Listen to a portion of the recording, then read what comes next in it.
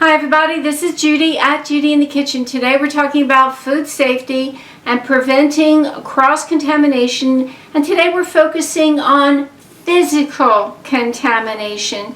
And some of this was covered a little bit in some other videos, but in case you haven't seen them, we're covering this in this one today. Raw meat, raw poultry, fish may very well be contaminated with some harmful bacteria.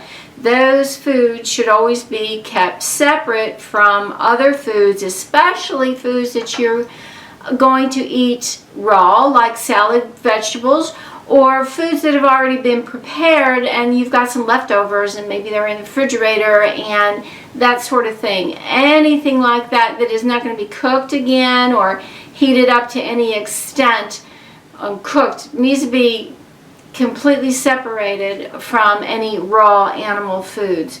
Why? Well, because of the potential harmful bacteria that those foods may harbor, and if they leak any juices, the raw meat juices, onto your salad greens, that salad green bunch may not be safe to eat.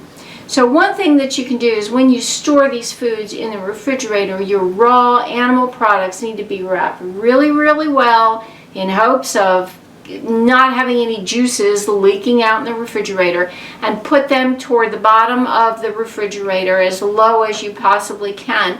And then put your fresh foods or your already cooked items above that in higher shelves in the refrigerator.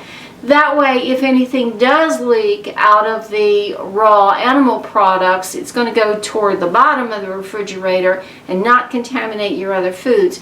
If it happens, you want to wash those refrigerator shelves up really, really well. Hit them up with some sanitizer, some bleach solution, something like that. Safe one would be, well, for that would be like 1/3 of a cup of bleach to a gallon of water, and then rinse that off really, really well after you wipe that down with it really good, okay?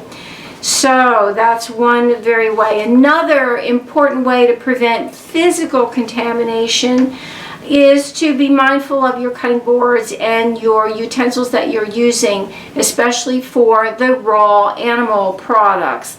A lot of people will use color-coded cutting boards and they'll designate them for specific categories of foods, and then you never use them in other ways. Never. Okay, green colored cutting board could be designated for fresh foods, only foods that you're going to eat raw, that are not going to be cooked, salad, vegetables, that sort of thing. Another type of cutting board or another color could be red or orange, and then you could designate that as being used only for raw animal products. Once those animal products have been cooked, you do not put them on that red or orange cutting board that you used to cut them when they were raw. You don't do that. That's cooked versus raw. You keep it for raw only. And you do want to wash them really, really well and sanitize them as soon as you're finished using them to make sure that you don't have any bacteria that could potentially make you very sick harboring in there. Another potential problem regarding physical contamination is allergens. If you have someone in your house who is very reactive to certain foods, then you want, and yet other people in the house want to eat those foods. Let's say milk. Milk is a common allergen. You want to make sure that any containers or any food preparation utensils, even cutting boards, not with milk but something else, is kept separate, designated for that type of food only.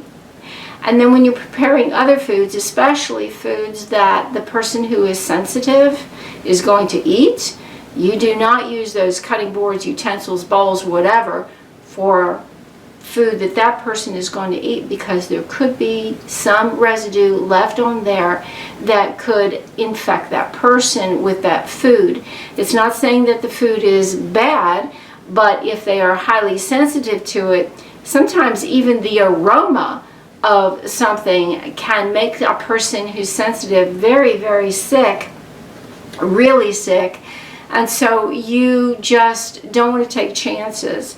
And if a person is highly, highly reactive to something, you probably don't even want to have that in your house at all.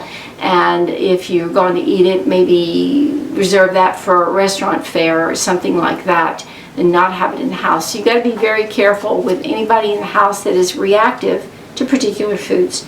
Let me know if you have any questions or comments below. This is Judi at Judi in the Kitchen. Take care. Bye for now.